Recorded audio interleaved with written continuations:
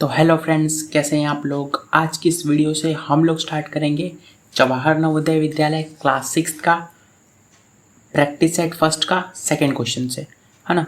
First question हमने पिछले video में करा दिया था, तो चलिए स्टार्ट करते हैं। देखिए second question, out of a total of 250 marks a student got 30% marks and failed by 25 marks, the marks necessary for passing is.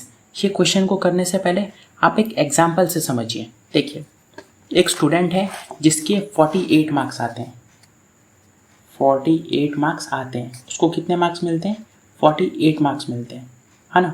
और टीचर ने उसको ऐसा बोला कि तुम 2 मार्क्स से फेल हो गए हो। कितने मार्क्स से? 2 मार्क्स से वो फेल हो गया है ना। इसका क्या मतलब हुआ? उसको 48 मार्क्स मिले हैं और वो 2 मार्क्स से फेल हो गया है। इसका ये मतलब है कि अगर उसको ये 2 मार्क भी मिल गए होते ना तो वो पास हो गया होता, है ना। इसका तो यही मतलब है, उसको 48 मार्क्स मिले हैं और वो 2 मार्क्स से फेल हो गया है। इसका मतलब अगर उसको ये 2 मार्क्स भी अगर उसको मिल गए होते, अगर उसको 48 की जगह उसको 50 मार्क्स मिले होते तो वो फेल ही नहीं होता, है ना। इसका मतलब तो वो फेल नहीं होता। इसका मतलब पासिंग मार्क्स कितने थे? कितने मार्क्स लाने थे पास होने के लिए? 50 मार्क्स लाने थे, है ना।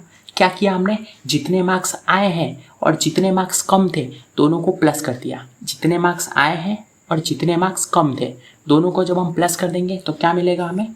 कितने मार्क्स नेसेसरी थे पास होने के लिए, है ना।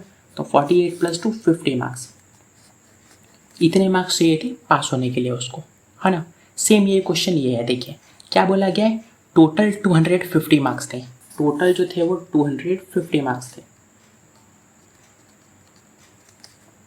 अ स्टूडेंट गॉट 30% मार्क्स। एक स्टूडेंट को कितने मार्क्स मिलते हैं? एक स्टूडेंट को 30% मार्क्स मिलते हैं, है ना।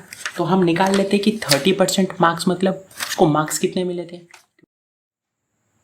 तो देखिए 30% मार्क्स मिले थे उसको, है ना।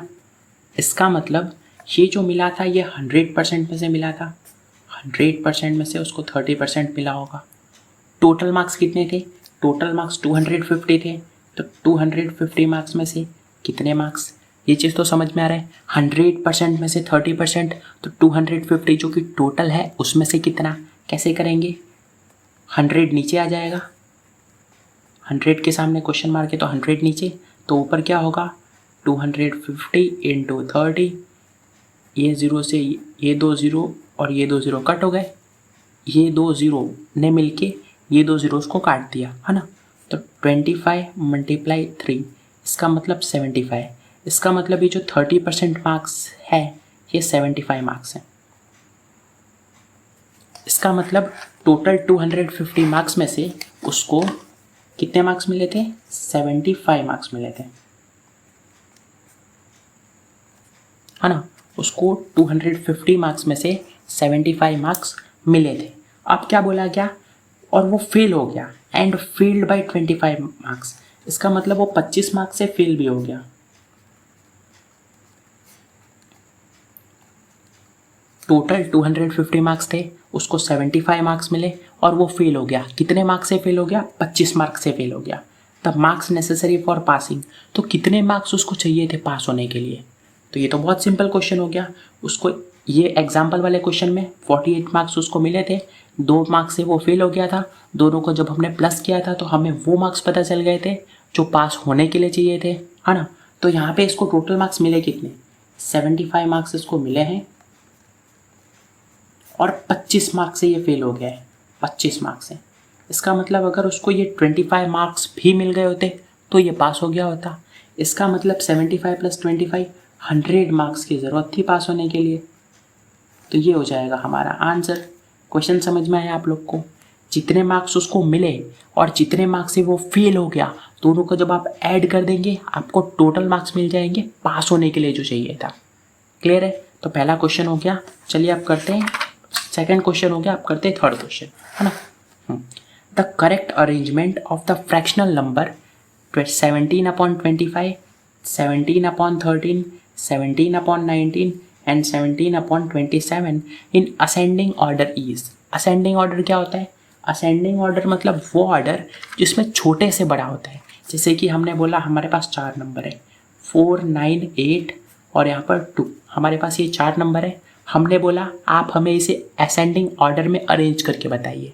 इसका मतलब छोटा नंबर सबसे पहले, फिर उससे थोड़ा बड़ा, फिर उससे थोड़ा बड़ा और फिर सबसे बड़ा, इस सीरीज में जाएगा वो, है ना। तो सबसे छोटा नंबर यहाँ पर 2 है, इसके बाद 4 है, इसके बाद 8, इसके बाद 9, और अगर एक नंबर 17 भी होता तो फिर 17 आ जाता, है ना। तो छोटे से बड़ा होना चाहिए, ये छोटा फिर बड़ा, फिर उससे भी बड़ा, फिर उससे बड़ा, फिर उससे बड़ा, फिर उससे बड़ा, ऐसे होना चाहिए। तो हमें ये 4 नंबर को असेंडिंग ऑर्डर में अरेंज करना है, मतलब छोटे से बड़ा, है ना। और 4 नंबर कौन से हैं? पहला नंबर 17/25, फिर 17/13, 17/19 और 17/27। ये 4 नंबर है ना। 17/25, 17/13, 17/19, 17/27।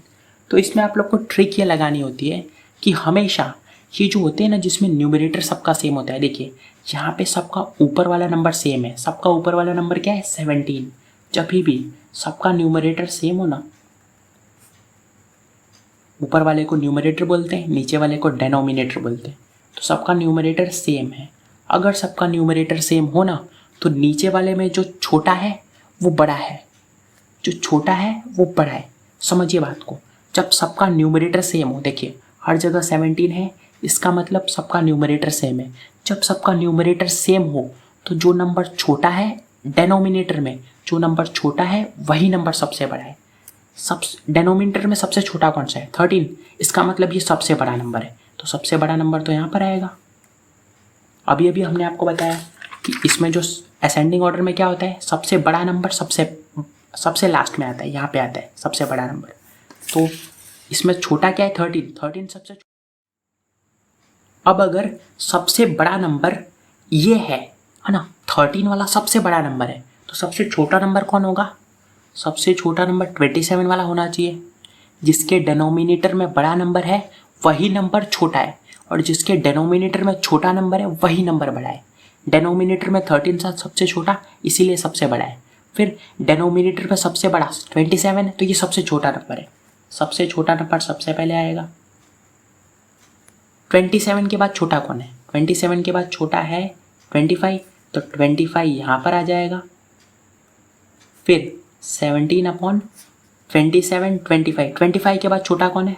25 के बाद छोटा 19, तो 19 यहाँ पर आ जाएगा। और सबसे बाद में 17/13 आ जाएगा। ये चीज़ समझ में, जो नीचे जब सबका न्यूमरेटर सेम हो तो डेनोमिनेटर में जो नंबर छोटा है वो नंबर सबसे बड़ा है, और जो नंबर सबसे बड़ा है वो नंबर सबसे छोटा है। तो सबसे बड़ा 27 वाला था, ये सबसे छोटा नंबर हो गया। इससे बड़ा इससे छोटा वाला, फिर इससे बड़ा उससे भी थोड़ा छोटा वाला, और सबसे बड़ा जो सबसे छोटा है ना।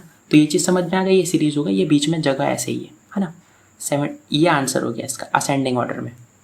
अगर डिसेंडिंग ऑर्डर में बोला गया होता तो डिसेंडिंग ऑर्डर में हम इसको पहले लिखते, फिर इसको लिखते, फिर इसको लिखते और फिर इसको लिखते, है ना। सेम यही चीज़ है। अब देखते 4th question.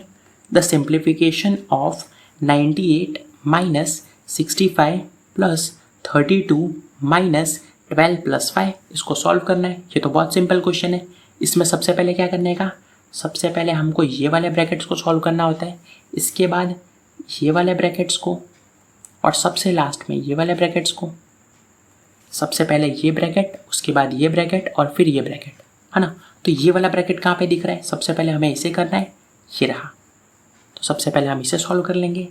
98 minus 65 plus 32 minus 12 plus 5 कितना होता है? 17। हमने ब्रैकेट के अंदर का सॉल्व कर लिया है। अब हम इस ब्रैकेट को हटा सकते हैं, ये वाले ब्रैकेट को अब हम हटा सकते हैं। बाकी सब ब्रैकेट्स वैसे के वैसे आ जाएंगे। अब ये वाला सॉल्व हो गया, अब इसकी बारी है।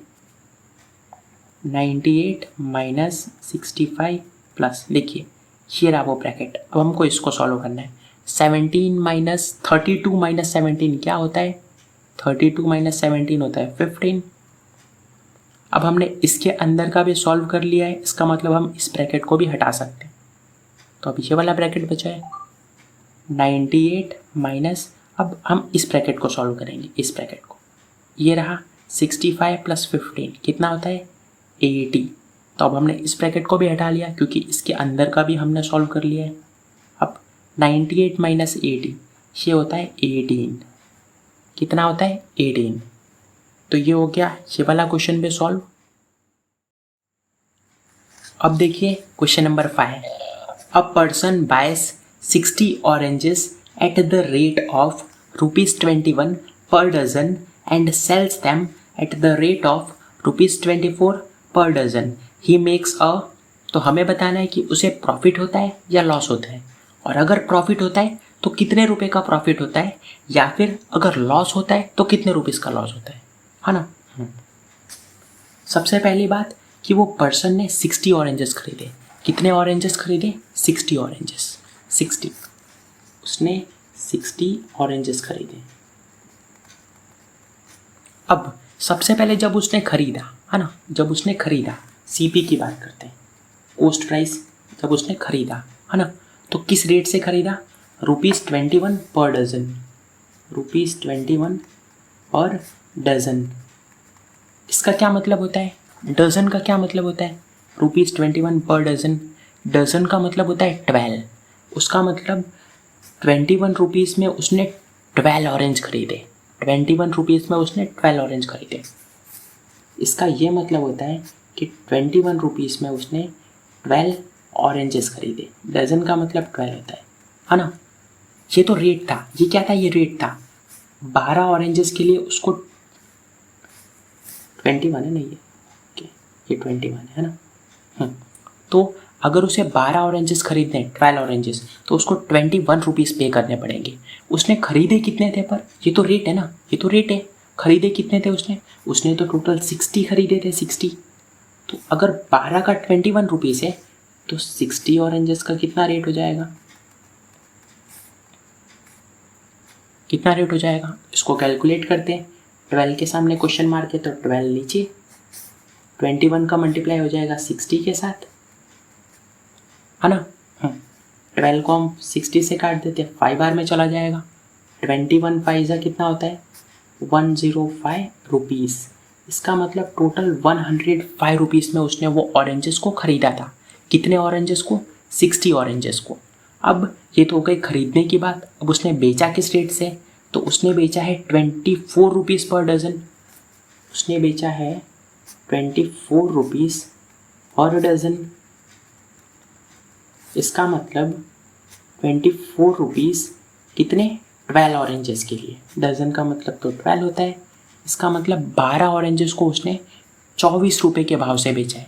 12 ऑरेंजेस को 24 रुपीज़ के रेट से बेचा है ना। पर टोटल थे कितने ऑरेंजेस? ये तो हो गई रेट की बात, ये तो हो गई उस रेट की बात, भाव की बात हो गई। लेकिन उसके पास टोटल 60 ऑरेंजेस थे, तो उसने 60 ऑरेंजेस को कितने से में बेचा होगा?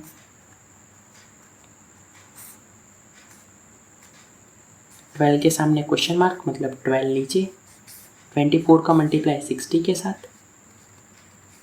12 के टेबल में 60 5 बार में, 24 को 5 से मल्टीप्लाई कीजिए, 120 रुपीज़। तो इसका आंसर आ गया 120 रुपीज़। अब ये हो गई CP 105 रुपीज़। 105 रुपीज़ क्या था? CP था। CP कितना था? कॉस्ट प्राइस 105 रुपीज़, जिसमें उसने ख़रीदा था। उसने बेचा कितने में? 120 रुपीज़ में। तो SP बड़ा है या CP बड़ा है? तो यहाँ पे हम देख रहे हैं कि SP बड़ा है। SP बड़ा है, इसका मतलब उसे लॉस हुआ कि प्रॉफिट हुआ? तो हमने आपको profit loss and discount chapter में पढ़ाया था कि अगर SP बड़ा हो इसका मतलब प्रॉफिट हुआ है, तो इसे प्रॉफिट हुआ है, ये तो तय हो गया। प्रॉफिट हुआ है ये तो पता चल गया, लेकिन प्रॉफिट कितने रुपीज़ का हुआ है? तो प्रॉफिट कितने रुपीज़ का हुआ है वो निकालने के लिए आपको एक फॉर्मूला लगाना पड़ेगा। Profit is equals to SP minus CP। तो 120 में से 105 गया तो आंसर आ गया 15 रुपीज़। तो इसका मतलब फाइनल आंसर यहाँ पर हम लिख देते हैं कि प्रॉफिट हुआ और 15 रुपीज़ का हुआ, है ना। ये दो चीज़ें, क्योंकि उसने ख़रीदा 105 रुपये में था और बेचा 120 रुपीज़ में। 105 रुपीज़ में ख़रीदा, 120 रुपीज़ में बेचा, तो 15 रुपीज़ का प्रॉफिट हुआ। क्लियर है ये क्वेश्चन? तो अब हम आपको ये 3 क्वेश्चंस ये क्वेश्चन नंबर 6, क्वेश्चन नंबर 7 और क्वेश्चन नंबर 8, ये 3 क्वेश्चन हम आपको होमवर्क में देते हैं। कल हम जब वीडियो बनाएंगे तो उसमें आपको ये तीनों क्वेश्चन के सॉल्यूशन मिल जाएंगे। तो चलिए तब तक के लिए पढ़ाई करते रहिए। Bye bye.